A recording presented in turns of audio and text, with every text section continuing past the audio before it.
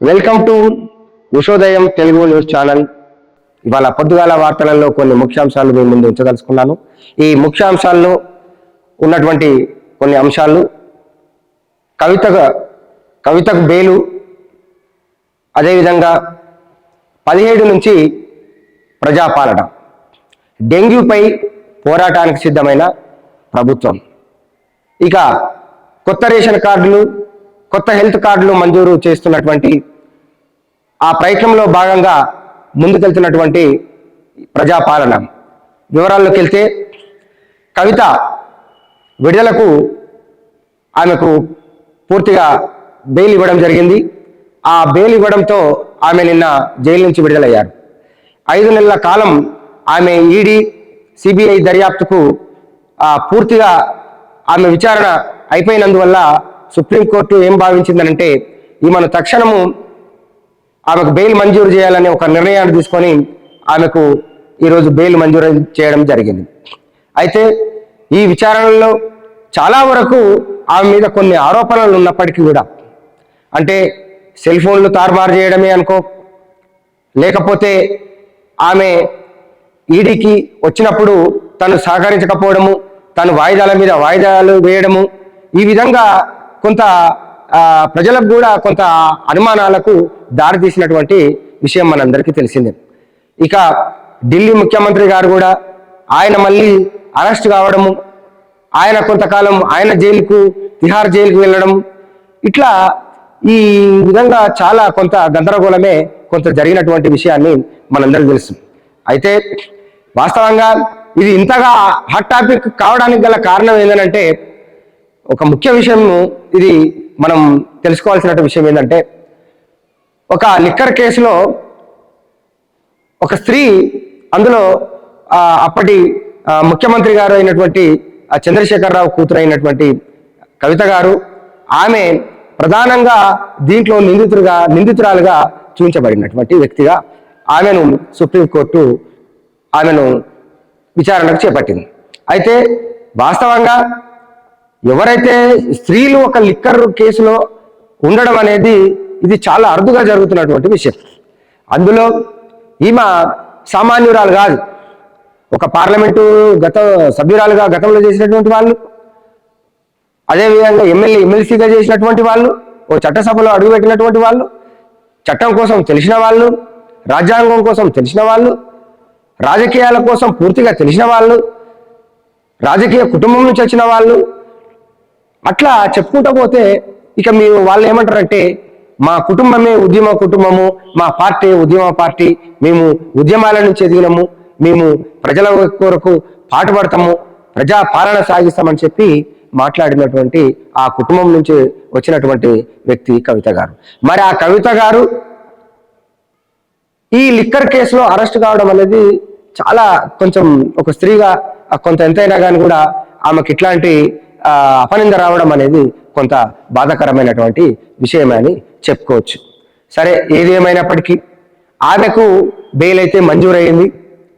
మరి ఈరోజు ఆమె ఢిల్లీ నుంచి ఇప్పుడు హైదరాబాద్ కూడా రావడానికి ఏర్పాట్లు జరుగుతున్నట్టుగా మనకు తెలుస్తుంది. అయితే మరో విషయానికి వెళ్ళినట్టయితే, ఈ 17 తారీఖు నుంచి రాష్ట్ర ప్రభుత్వము ప్రజాపాలనను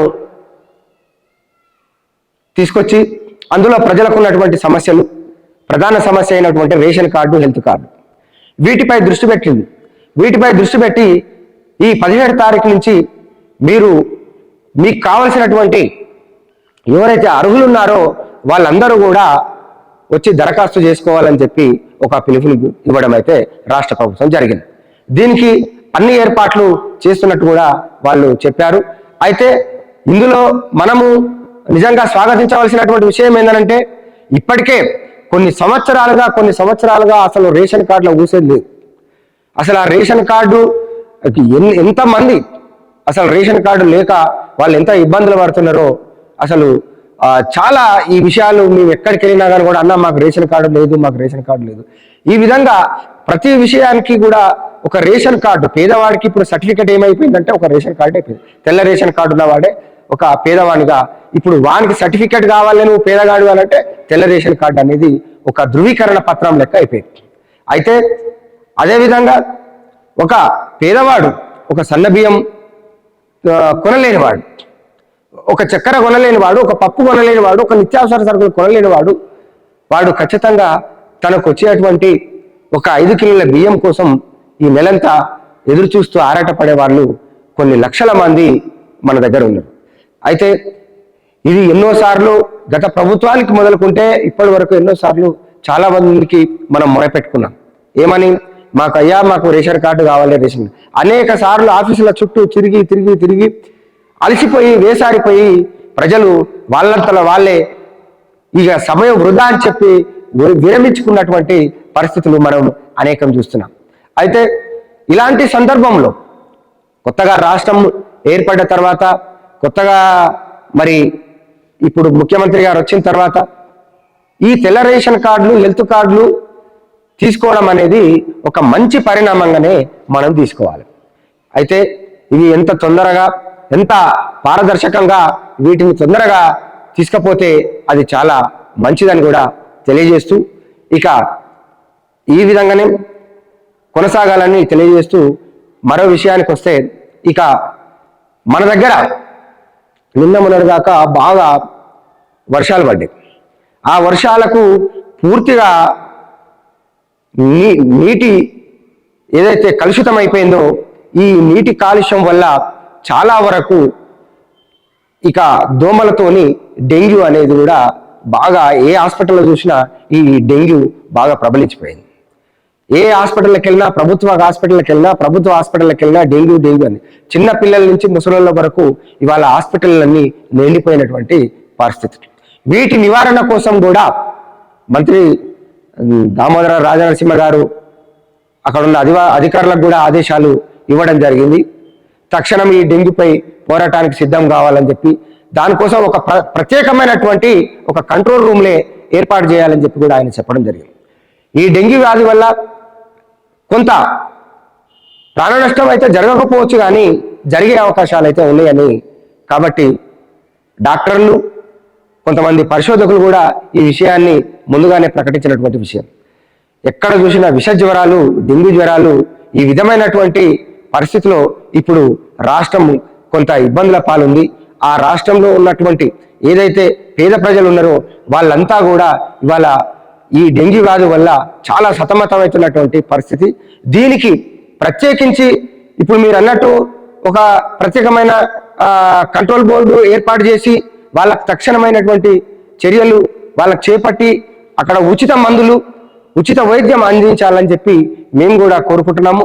అదేవిధంగా ఇంకొక విషయం ఏంటంటే, ఇప్పుడు జరుగుతున్నటువంటి సమయంలో ఇక వినాయక చవితి సంబంధించినటువంటి కొన్ని విగ్రహాల తయారీలు, ఆ తయారీలో జరుగుతున్నటువంటి కొన్ని ఈ మధ్యకాలంలో పెద్ద పెద్ద ట్రాలీల వేసుకొని ఒక ర్యాలీగా ఆ వినాయకుడిని తీసుకురావడానికి ఆ ప్రయత్నంలో భాగంగా కొంత యువత ఇష్టం వచ్చినట్టు వాళ్ళు కిందికి మీదికి వేలాడబడుతూ వాళ్ళ టైర్ల మధ్యన కూర్చోవడం జరుగుతుంది. ఇట్లాంటి టైర్ల మధ్యన ఆ హ్యాంగ్లేర్ మీద కూర్చొని ప్రయాణం చేయడం అనేది అది సబబు కాదు. ఇది కూడా అక్కడ ఎవరైతే ఆ వినాయక కమిటీ ఉంటుందో ఆ కమిటీ కూడా కొంత ఆలోచన చేయాలి.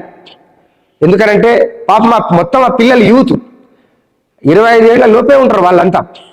20-30 మంది దాని మీద కూర్చొని ఆ ట్రావెలింగ్ చేస్తున్నప్పుడు ఎవరు కింద జారి ఇట్లా కొంచెం మిస్ అయ్యి కింద జారి పడ్డా కానీ వాళ్ళ జీవితం వ్యర్థమయ్యే అవకాశం ఉంది.